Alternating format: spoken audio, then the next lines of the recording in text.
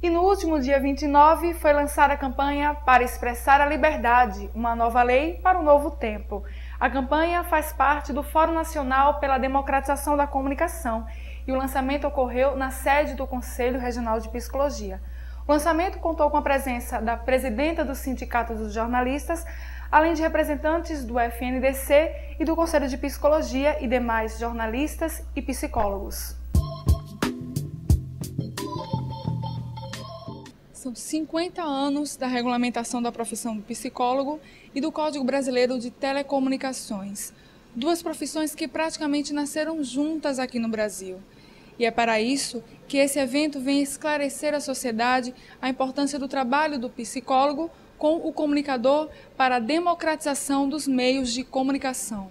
O objetivo da campanha é orientar a sociedade sobre como levar o debate da liberdade de expressão ao público de maneira ética, democrática e eficiente. A campanha faz parte do Fórum Nacional pela Democratização da Comunicação e foi lançada em todo o país para ampliar o debate sobre uma nova regulação para o sistema de comunicação no Brasil.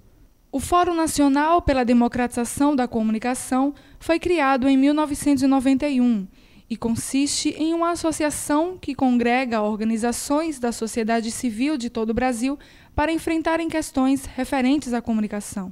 Dentre os seus objetivos estão a construção e estabelecimento do controle público da mídia, a promoção da capacitação da sociedade civil para que compreenda e trabalhe sobre os problemas relacionados ao setor, a reestruturação dos sistemas e mercados de comunicação e a definição de uma política de desenvolvimento cultural no país, por meio da mídia. De acordo com a presidenta do Sindicato dos Jornalistas de Alagoas, a sociedade está interessada no tema, portanto, é preciso que se realizem novos eventos que conscientizem e preparem novos cidadãos para também lutarem pela causa.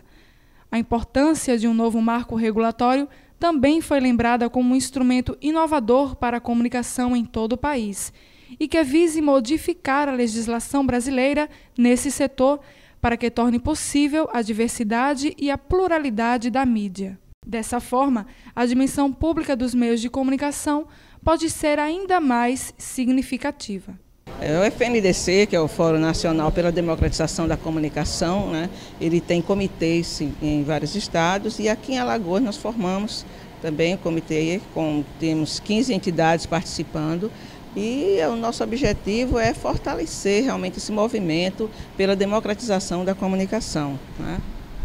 E aqui nesse evento que está sendo lançada a campanha de liberdade de expressão, como é que você está acompanhando esse lançamento, esse evento de hoje? Essa campanha ela expressa justamente a luta dos movimentos sociais, desse movimento que faz o FNDC, de ter um novo marco regulatório da comunicação. A gente entende que essa legislação que está aí vigente, ela não contempla os anseios da sociedade. E por isso a gente luta justamente para que tenha um novo marco regulatório. Isso já vem sendo discutido pela sociedade e o que a gente quer é discutir com o governo, que o governo implemente esse novo marco, né, que mude essa legislação que está aí e que não faz bem para a sociedade, não é uma comunicação como a nossa Constituição, como a Constituição brasileira diz, que garante a liberdade de expressão para todos. Então, essa lei que está, do jeito que a comunicação é hoje no Brasil, não representa essa liberdade de expressão, não garante essa liberdade de expressão. Então, espera-se que eventos como esse ajude os profissionais a pensar uma nova estrutura, digamos assim, de controle da comunicação aqui, não só no estado, no Brasil inteiro. Exatamente, não só os profissionais, mas as próprias empresas de comunicação e o governo.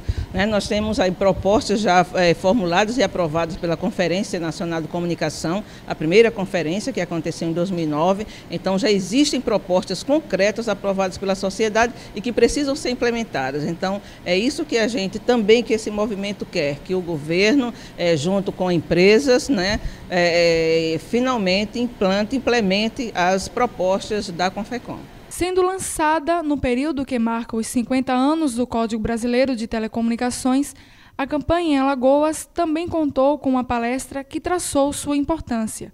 O jornalista Lutero Melo contou a trajetória do Código dentro da legislação brasileira. O CBT, né, o chamado Código Brasileiro de Telecomunicações, é a lei, corresponde à Lei 4.117, de 27 de agosto de 1962, é uma lei caduca. Por que é uma lei caduca? Porque é uma lei que, quando foi criada, era uma verdadeira salada de frutas, né? É uma lei que incluía telegrafia, telecomunicações, radiodifusão, não é? Criação dos Correios, criação da Embratel, questões sobre a propaganda eleitoral, questão sobre crimes de imprensa, a própria Voz do Brasil foi criada nessa mesma lei, e ao longo do tempo, todas essas questões foram sendo regulamentadas especificamente. Então, por exemplo, em 65, a própria ditadura militar já criou um código eleitoral, que já perdeu o sentido que era contido nessa lei. Depois veio a lei de imprensa 67, que já também especificou a questão dos crimes de imprensa. Depois veio a questão da Constituição, que criou o setor público, que não existia, que são as rádios e TVs, né, do setor público, rádios comunitárias, TV Justiça, TV Senado, TV Câmara, né, todas essas emissoras do setor público. Não é? Depois veio a criação do Conselho Nacional de Comunicação, depois vem a questão da criação da lei das telecomunicações, depois vem a lei da TV a cabo, depois vem a lei da radiodifusão comunitária. Então, um excesso de leis, várias leis que vieram regulamentando cada questão que era contida nesse código. E o código continua de pé, ou seja, esse código é um código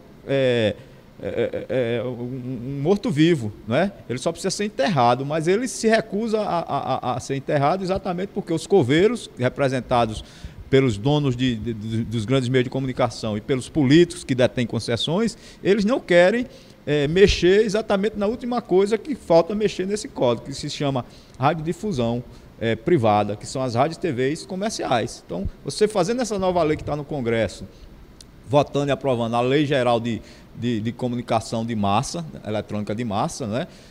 Você consegue simplesmente fazer com que o Código Brasileiro de Telecomunicações perca o sentido. Veja, questão da Telebrás. A Telebrás já foi privatizada, o Dentel acabou, já foi criada uma nova agência, a Anatel, né?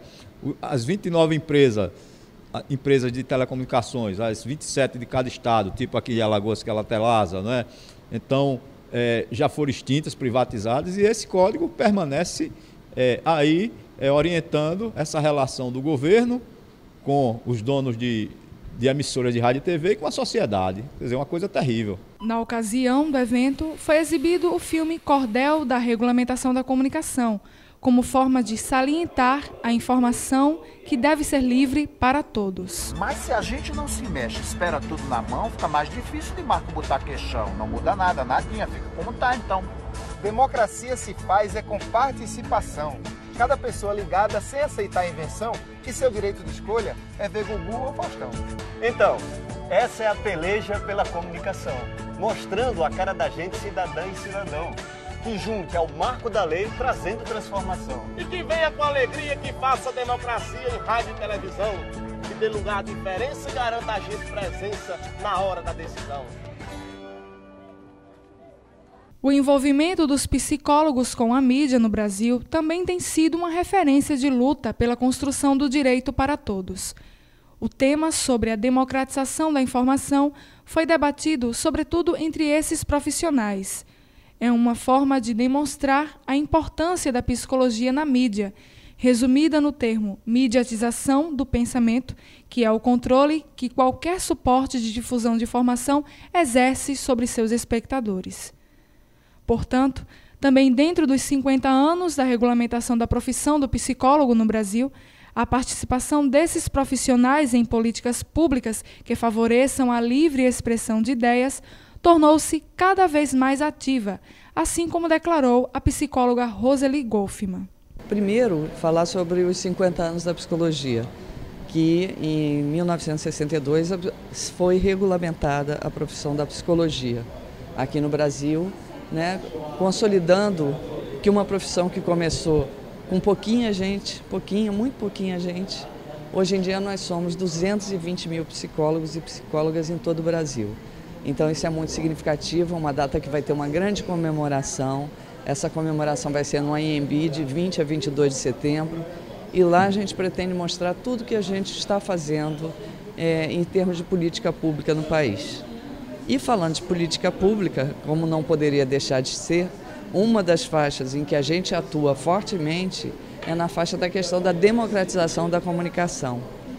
Porque nós, psicólogos e psicólogas, entendemos que para formar subjetividades diversificadas, criativas, para estimular o pensamento, é preciso que há uma diversidade de propostas, tanto nas redes de televisão, quanto nos rádios que a gente tem aí espalhados pelo Brasil, e que as rádios comunitárias tenham condição de funcionar.